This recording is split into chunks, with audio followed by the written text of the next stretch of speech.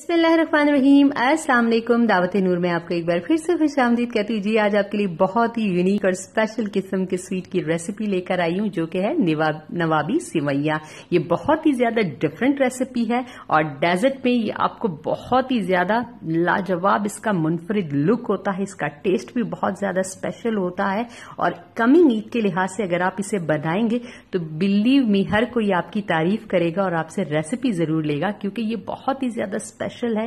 Test इसका बहुत ही ज्यादा रिच एंड क्रीमी है और ऐसा अभी इस कदर मतलब हर एक ने अभी से ट्राई नहीं किया। तो होप करूंगी आप रेसिपी को लाइक करेंगे और इसके साथ ही आपसे रिक्वेस्ट है कि अगर आप मेरे चैनल पर नए तो काइंडली चैनल को सब्सक्राइब कर लीजिए और पास वाले बेल आइकन पर प्रेस करना तो मत भूलिएगा, ताकि आपको लेटेस्ट वीडियो की नोटिफिकेशन टाइम टू टाइम मिल सके। तो इसके लिए सबसे पहले प्रिपरेशन स्टार्ट करते हैं। मैंने ली है इसके ये बारीक सिवैया। ये बारीक सिवैया है, 175 ग्राम का पैकेट है और मैंने इस तरह के 2 पैकेट ले लिए हैं। जितनी बारीक सिवैया होगी उतना आपका ये जो इसका जो क्रिस्प क्रंच है ये बहुत ही ज्यादा अच्छा बनेगा और हाथों की मदद से मैं इस तरह से इसे चूरा कर लूंगी। अब सिवैया कितनी ली जाए कितनी ना ली जाए ये टोटल डिपेंड उस बर्तन पर करता है जिसके अंदर आप इसे जमाएंगे, कि आपने कितना बड़ा है छोटा है वो तो आप अपने लिहाज से वो ले सकते हैं। अब मैंने हाथों की मदद से इसे अच्छी तरह से चूरा कर लिया। अब मेरे पास ये शैलो ट्रे है तो इसके अंदर मैं इसे जमाऊंगी तो इसके अंदर इसकी 2 लेयर बहुत आसानी से मेरी बिक जाएंगी,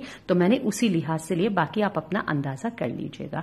अब मैंने लिया है एक मोटे तले वाला पैन और इसके अंदर मैं तकरीबन 1 टेबलस्पून के करीब घी डालूंगी। आपके ऑयल में भी कर सकते हैं, मक्खन में भी कर सकते हैं, लेकिन घी के अंदर इसका जायका बहुत ही ज्यादा अच्छा निकल कर आता है। आंच मेरी हल्की रहेगी और अब मैं इसे इसके अंदर अच्छी तरह से फ्राई कर लूंगी। हल्की आंच पर इसको भूनना है ताकि इसकी खुशबू और टेस्ट निकल कर आ सके। देखिए जस्ट इतनी हल्की आंच होनी चाहिए और इसी हल्की आंच पर मैं पहले इसे इस घी के साथ मिक्स कर लूंगी ताकि हर जगह घी आसानी से इवनली डिस्ट्रीब्यूट हो जाए और तकरीबन 1 से 2 मिनट के लिए पहले घी के साथ इसे मैं भूनूंगी।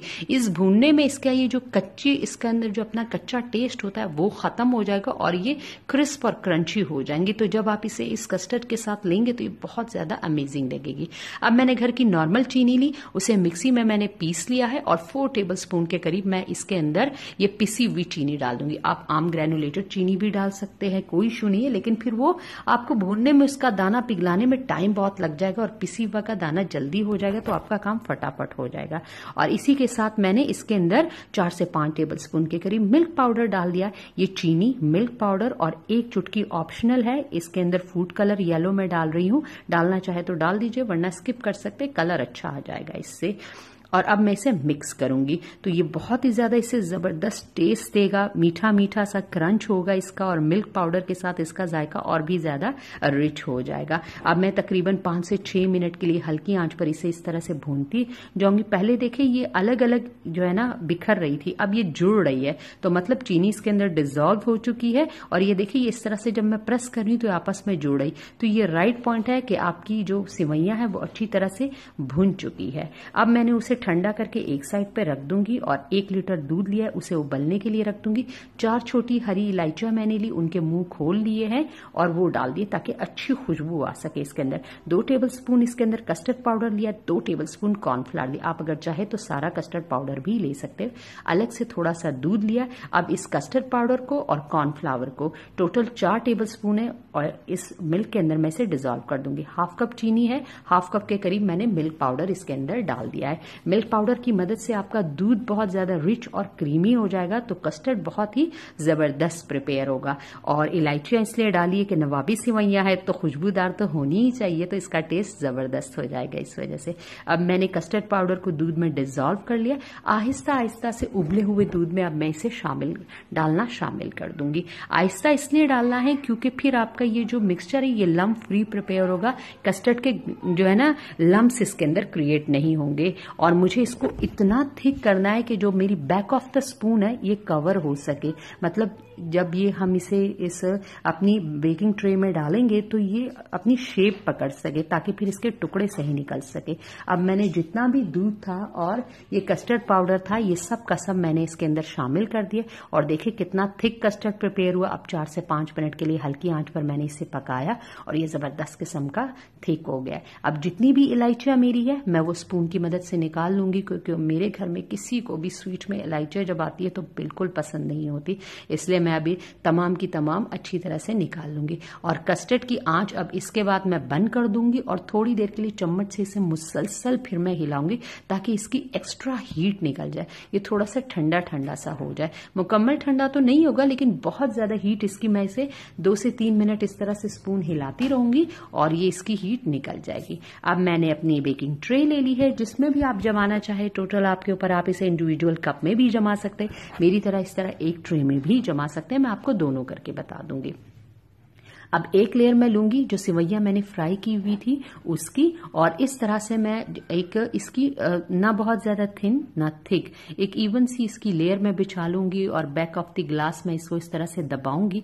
ये दबाना इसलिए जरूरी है क्योंकि ये नीचे अच्छी तरह से सेटल डाउन हो जाएगी और पीसेस कट करते वक्त आपकी सिवैयां फिर बिखरेंगी नहीं और आपका पीस बहुत ही ज्यादा नीट एंड क्लीन अच्छा सा निकल आएगा। तो इसलिए इसको इस तरह से प्रेस करना अच्छा रहेगा, आपकी लुक बहुत जबरदस्त आएगी। अब मैंने डाल दी है और जहां पर मुझे जितनी जरूरत थी मैंने उतनी सिवैयां मैं डालती चली गई हूं। अब जो मेरा कस्टर्ड है, कस्टर्ड का मिक्सचर, वो मैं इसके ऊपर डाल दूंगी। आप अगर चाहे इस कस्टर्ड के अंदर क्रीम भी शामिल कर सकते, ये और ज्यादा रिच हो जाएगा, लेकिन मेरे ख्याल से ये इतना काफी है। कंडेंस मिल्क भी शामिल किया जा सकता है।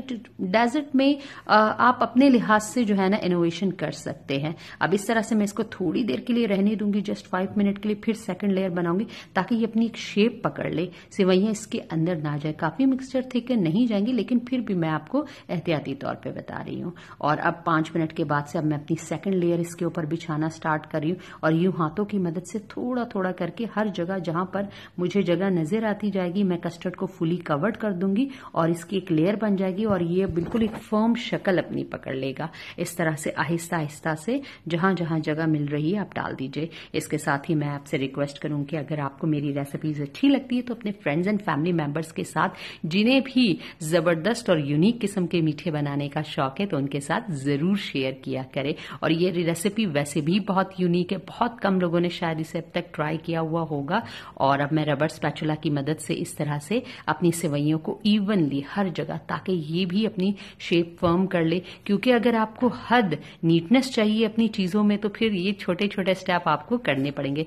जहां पर सेवइयां कम नजर आ रही वहां डालती चली जाऊंगी और इस तरह से रबर स्पैचुला की मदद से स्पेशली इसके जितने भी कॉर्नर्स हैं इनको अच्छी तरह से मैं फर्म कर लूंगी ताकि ये एक दूसरे को अच्छी तरह से पकड़ ले और इनकी शेप बहुत ज्यादा जबरदस्त आ सके बात के लिए।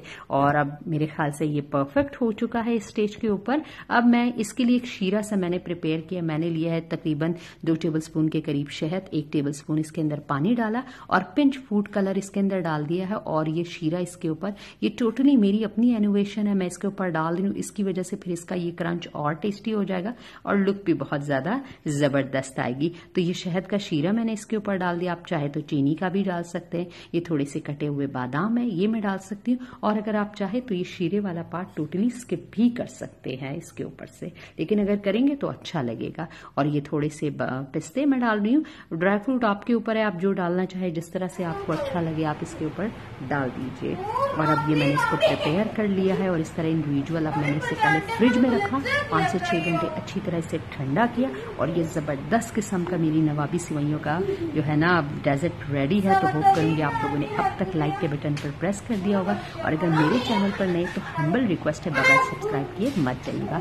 मुझे प्लीज कमेंट में जरूर बताइएगा कि आपको ये रेसिपी कैसे लगी और आप मेरे चैनल पे आगे क्या देखना चाहते। तो होप करूंगी आप मेरे साथ जुड़े रहेंगे, मेरा इसी तरह से साथ देंगे और मेरी रेसिपीज को अपने फ्रेंड्स एंड फैमिली मेंबर्स के साथ शेयर करना तो बिल्कुल भी नहीं भूलेंगे। तो इसके साथ ही मैं आपसे इजाजत चाहूंगी, इंशाल्लाह किसी दूसरी जबरदस्त रेसिपी के साथ फिर हाजिर होंगी। तो इजाजत दीजिए मुझे, अल्लाह हाफिज।